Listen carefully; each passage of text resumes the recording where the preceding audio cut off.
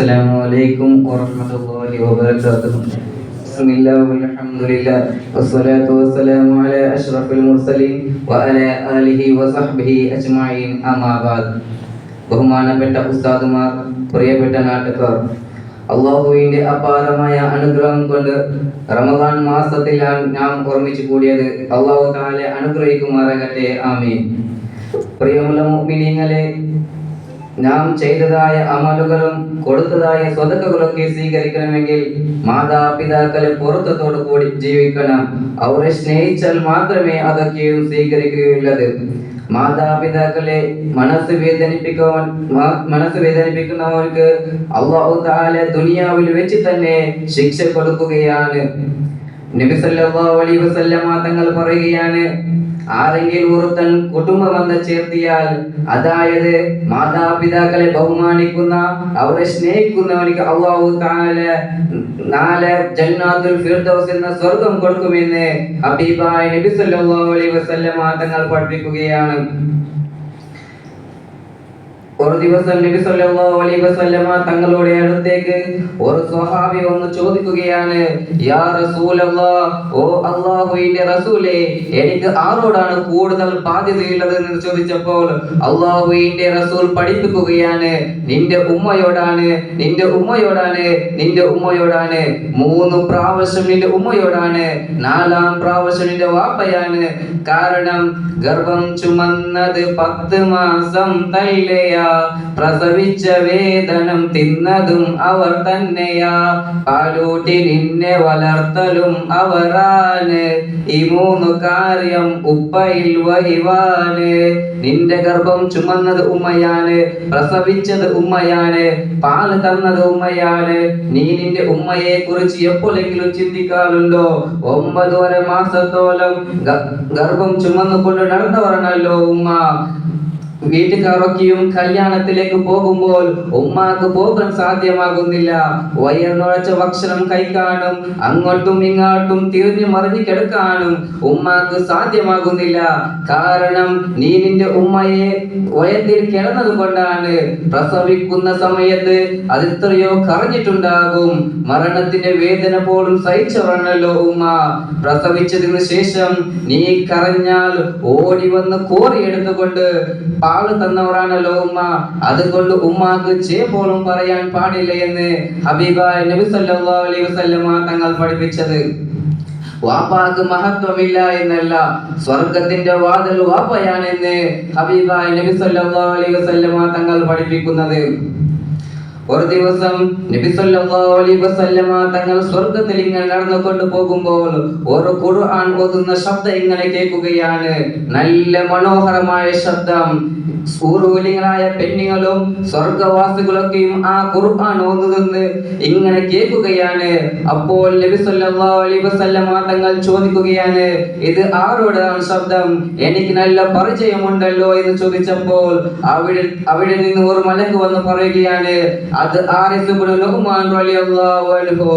പിന്നീട് നബി സല്ലല്ലാഹു അലൈഹി വസല്ലമ തങ്ങൾ ആയിഷ റളിയല്ലാഹു അൻഹയോട് പോയി പറയുകയാണ്, ഞാൻ അല്ലാഹുവിന്റെ സ്വർഗ്ഗത്തിൽ വെച്ച് ഒരു സ്വഹാബിയെ കണ്ടു, നല്ല മനോഹരമായ ഖുർആൻ ഓതുന്നതായി ഞാൻ കണ്ടു ആയിഷ എന്ന് പറഞ്ഞപ്പോൾ ആയിഷ റളിയല്ലാഹു അൻഹ ചോദിക്കുകയാണ്, അത്രയ്ക്കും പ്രതിഫലം കിട്ടാനുള്ള കാരണം എന്തേ നബി എന്ന് ചോദിച്ചപ്പോൾ അല്ലാഹുവിന്റെ റസൂൽ പഠിപ്പിക്കുകയാണ്, മാതാപിതാക്കൾ ഗുണം ചെയ്തതിന് അല്ലാഹു കൊടുത്ത പ്രതിഫലമാണെന്ന് നബി സല്ലല്ലാഹു അലൈഹി വസല്ലമ തങ്ങൾ അവിടെ നിന്ന് പഠിപ്പിക്കുകയാണ്.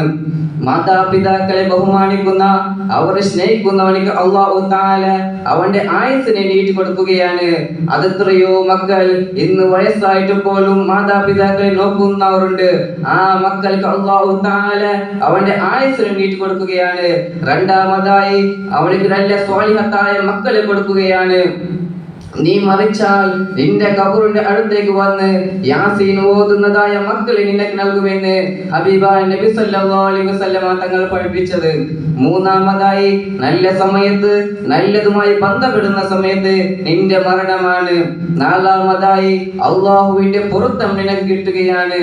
അതായത് അല്ലാഹുവിന്റെ തൃപ്തി നിന്റെ ഉമ്മയിലാണ് എന്ന് നബി സല്ലല്ലാഹു അലൈഹി വസല്ലമ തങ്ങൾ പഠിപ്പിച്ചത്. മാതാപിതാക്കളെ മനസ്സ് വേദനിപ്പിക്കുന്ന, അവരെ ബുദ്ധിമുട്ടിപ്പിക്കുന്നവർക്ക് അല്ലാഹു തആല അവന്റെ ആയുസ്സിനെ കൊടുക്കുകയാണ്. ഇന്ന് അതെത്രയോ മക്കൾ മാതാപിതാക്കളെ തള്ളുന്ന, അവരെ മനസ്സ് വേദനിപ്പിക്കുന്നവർക്ക് അല്ലാഹു തആല അവന്റെ ആയുസ്സിനെ കൊടുക്കുകയാണ്. രണ്ടാമതായി, നീ നിന്റെ മക്കൾ ഉപ്പാക്ക് ചെയ്തതുപോലെ നിന്റെ മക്കളും നിനക്ക് ചെയ്യുകയാണെന്ന് നബി സല്ലല്ലാഹു അലൈഹി വസല്ലം തങ്ങൾ പറഞ്ഞത്. മൂന്നാമതായി, ഉമ്മ ഒരു സ്ഥലത്തേക്ക് പോകല്ലേ എന്ന് പറഞ്ഞാൽ ആ സ്ഥലത്തേക്ക് പോകാൻ പാടില്ല. പോയാൽ അവന് കിട്ടുന്ന ശിക്ഷ എന്തെന്നറിയുമോ? ഫളീൽ എന്ന് പറയുന്ന ചെറുപ്പക്കാരൻ, ഉപ്പ ചെറുപ്പത്തിൽ തന്നെ മരിച്ചുപോയി, ഉമ്മ മകന് വേണ്ടി ജീവിച്ച ഒരാളാണ്. ഒരു ദിവസം ഫളീലിന്റെ കൂട്ടുകാരൊക്കെ ഉംറക്ക് പോവാൻ തയ്യാറാകുകയാണ്. ഞങ്ങളൊക്കെ ഉംറയിലേക്ക് പോവുകയാണ്, നീ കൂടെ വരുമോ ഫളീലെ എന്ന് ചോദിച്ചപ്പോൾ, ഞാൻ ഉമ്മയെ ചോദിക്കാതെ ഞാൻ വരൂല എന്ന് പറഞ്ഞുകൊണ്ട് ഉമ്മയോട് പോയി ചോദിക്കുകയാണ്, ഉമ്മ എന്റെ കൂട്ടുകാരൊക്കെയും ഉംറയിലേക്ക് പോകുകയാണ്, ഞാനും കൂടെ പോകട്ടെ ഉമ്മ എന്ന് ചോദിച്ചപ്പോൾ, ഉമ്മ വേണ്ട, നീ പോയാൽ എനിക്ക് ആരുമില്ല, അതുകൊണ്ട് നീ പോകല്ലേ എന്ന് പറയുകയാണ്. പിന്നീട് ഫളീൽ കൂട്ടുകാരോട് പോയി പറയുകയാണ്, എന്റെ ഉമ്മ എനിക്ക് അനുവാദം തന്നിട്ടില്ല, ഞാൻ വരൂല എന്ന് പറഞ്ഞപ്പോൾ കൂട്ടുകാരൊക്കെയും കളിയാക്കുകയാണ്. നിന്റെ ഉമ്മ ഉംറക്ക് പോകാൻ പോലും അനുവാദം തരുന്നില്ലല്ലോ എന്ന് പറഞ്ഞുകൊണ്ട് കൂട്ടുകാരൊക്കെ ഉംറ ചെയ്യാൻ പോവുകയാണ്. പിന്നീട് വീണ്ടും ഉമ്മയോട് പോയി, ഉമ്മ ഞാൻ ഉംറക്ക് പോകട്ടെ എന്ന് ചോദിച്ചപ്പോൾ ഉമ്മ അനുവാദം കൊടുക്കുകയില്ല. ആ സമയത്ത് ഫളീൽ ദ്വേഷപ്പെട്ടുകൊണ്ട് ഉമ്മയെ പൊരുത്തമില്ലാതെ ഉംറ ചെയ്യാൻ പോവുകയാണ്. ഇങ്ങനെ പോകുന്ന സമയത്ത് മനസ്സിലേക്ക് സമാധാനമില്ല, ഉമ്മയെ പൊരുത്തവുമില്ല, കൂട്ടുകാരോട് എത്താൻ സാധ്യമാകുന്നില്ല. ആ സമയത്ത് ഒരു പള്ളിയിൽ പോയി നിസ്കരിച്ചാൽ മനസ്സ് സമാധാനം കിട്ടുമല്ലോ എന്ന് ചിന്തിച്ചുകൊണ്ട് പള്ളിയിൽ പോയി ഉളു എടുത്തുകൊണ്ട് നിസ്കരിക്കുകയാണ്. ആ സമയത്ത് ആ നാട്ടുകാരൊക്കെയും പള്ളിയിലേക്ക് ഓടി വരുകയാണ്. കാരണം ആ നാട്ടിൽ ഒരു മോഷണം നടന്നിട്ടുണ്ടായിരുന്നു.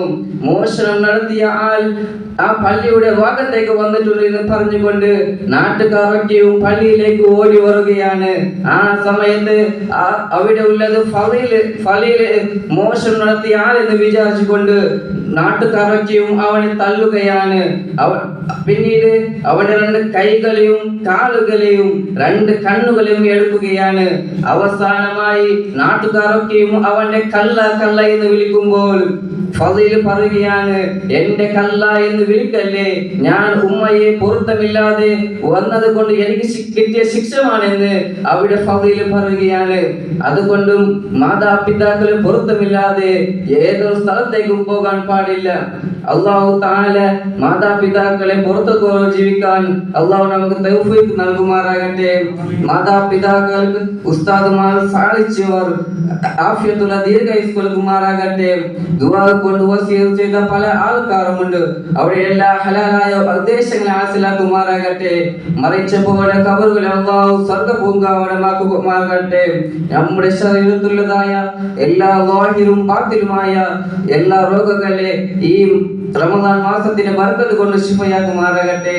ആമീൻ ബിറഹ്മതിക യാ അർഹമർ റഹീമീൻ ബിഫളലി സല്ലല്ലാഹു അലൈഹി മുഹമ്മദ് സല്ലല്ലാഹു അലൈഹി വസല്ലം സല്ലല്ലാഹു അലൈഹി മുഹമ്മദ് സല്ലല്ലാഹു